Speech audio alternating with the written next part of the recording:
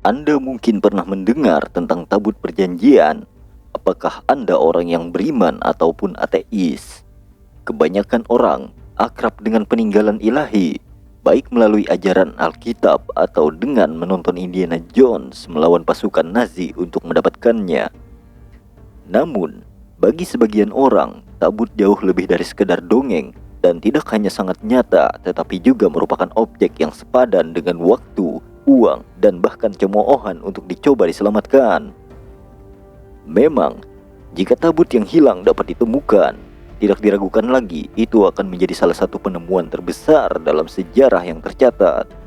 Tentu saja, beberapa orang percaya bahwa mereka tahu persis di mana tabut itu berada, dan klaim mereka hanyalah salah satu dari banyaknya hipotesis yang menarik.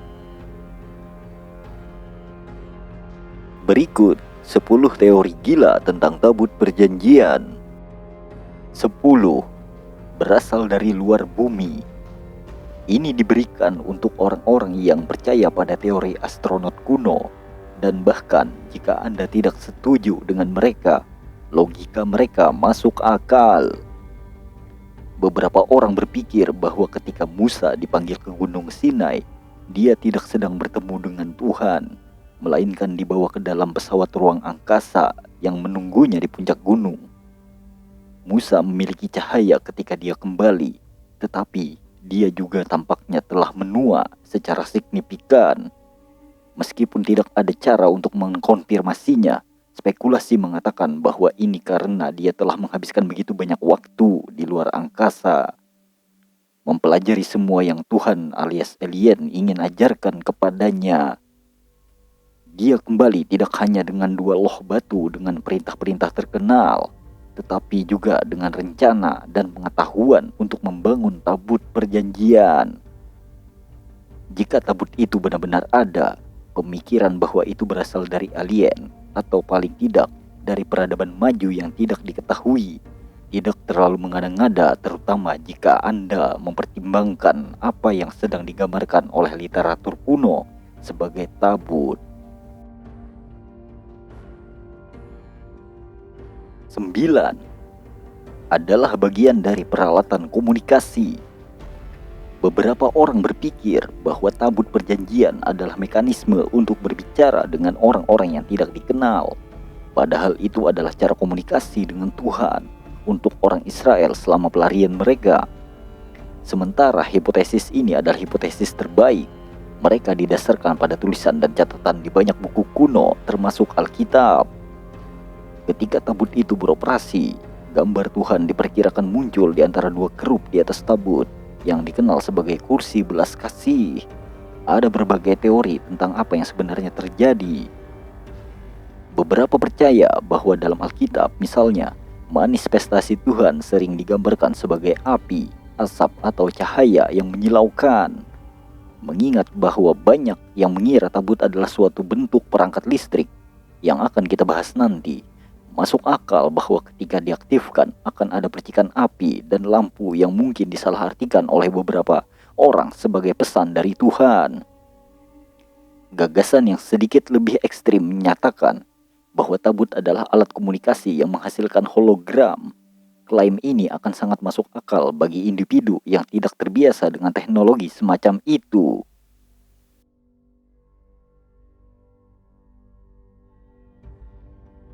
8. Mesin mana. Menurut mitologi dan catatan kuno, bangsa Israel selamat dari Eksodus selama 40 tahun dengan memakan sesuatu yang disebut mana. Mana ini konon akan turun dari langit atas perintah tabut itu sendiri. Menurut penulis Rodney Dale dan George Sisson, tabut adalah mekanisme fungsional yang menghasilkan mana. Itu pada dasarnya adalah mesin mana seperti yang ditunjukkan oleh judul buku mereka. Menggunakan Kabalah sebagai sumbernya, para penulis menyatakan bahwa tabut memiliki mekanisme bertenaga nuklir yang akan menciptakan mana secara teratur, sangat mirip dengan program kontemporer yang mencoba memberi makan alga sebagai makanan. Mereka bahkan sampai berargumentasi bahwa dari sinilah asal mula hari ke-7 menjadi hari istirahat. Karena setelah beroperasi selama 6 hari berturut-turut, mesin harus dibongkar dan dibersihkan untuk menjaganya dalam kondisi kerja yang sangat baik. Ketujuh, tabut adalah perangkat listrik kapasitif. Ketika ilmuwan modern dan insinyur listrik memeriksa ukuran dan bahan tabut seperti yang disebutkan dalam Alkitab, sebagian besar setuju bahwa itu menyerupai jenis kapasitor listrik. Bahtera itu terbuat dari kayu dan kemudian dilapisi sepenuhnya dengan emas, baik di dalam maupun di luar. Kayu mungkin telah bekerja terutama sebagai isolator antara muatan positif dan muatan negatif. Kerup-kerup itu diletakkan di atas tutup tabut, yang juga dilapisi emas di kedua sisinya. Kerup positif akan disambungkan ke pelat luar, sedangkan kerup negatif akan disambungkan ke pelat dalam melalui batang. Jika ini akurat, mungkin menjelaskan mengapa ada begitu banyak laporan tentang orang-orang yang mati ketika mereka bersentuhan dengan tabut. Kisah saudara laki-laki Musa, Harun, yang kedua anaknya terbakar dari dalam ketika sambaran petir terbang dari tabut dan masuk ke hidung mereka misalnya, dapat dijelaskan dengan tabut yang bermuatan listrik dan mudah menguap. Keenam, terletak di Bukit Bait Suci. Tabut dikatakan berada di Temple Mount menurut banyak laporan dan cerita. Yang paling kontroversial terjadi pada tahun 1981. Rabbi Yehuda Meir Gates menggali terowongan di bawah Temple Mount dan menembus tembok barat. Dia yakin telah menemukan lokasi tabut perjanjian. Kebisingan penggaliannya yang melanggar hukum di sisi lain dengan cepat membangkitkan polisi. Belum lagi pemilik rumah yang marah, proyek dihentikan dan sistem terowongan ditutup.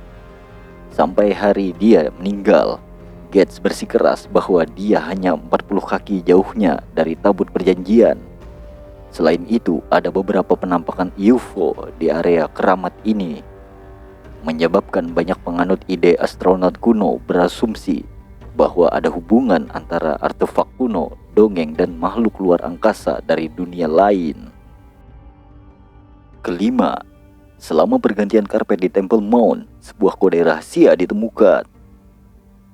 Pada tahun 2015, sebuah kisah muncul yang mengklaim bahwa kode tersembunyi yang mengungkapkan lokasi tabut telah ditemukan ketika karpet yang akan diganti ditarik di bawah Dome of the Rock. Kode itu telah ditutupi dengan karpet baru sebelum dapat dipahami atau bahkan difoto dan didokumentasikan. Hal ini memicu kemarahan dan tuduhan antara akademisi dan pejabat Yahudi dan Muslim.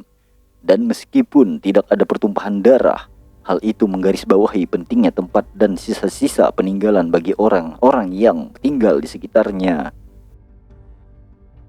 Keempat, dijaga di Aksum.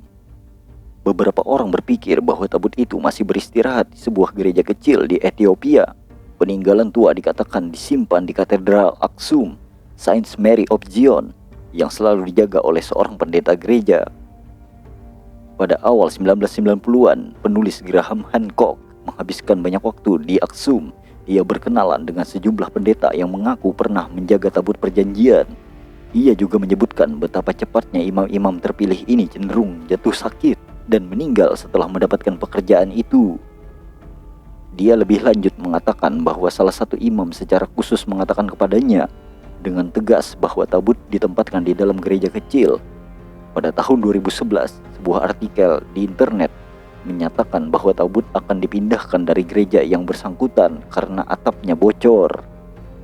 Laporan itu jelas harus diambil dengan sebutir garam, tetapi tetap saja menarik. Ketiga, terletak di Kapel Roslin. Kapel Roslin adalah konspirasi di dalam konspirasi. Jadi hampir tidak terduga bahwa ia mengklaim memiliki tabut perjanjian tersembunyi dengan aman di dalam dindingnya. Sebagian besar tradisi mengatakan bahwa tabut diangkut ke gereja oleh kesatria Templar yang melewati Prancis sebelum menyeberangi Selat Inggris dan tiba di Skotlandia. Benar atau tidaknya kisah-kisah ini pasti terbuka untuk didiskusikan.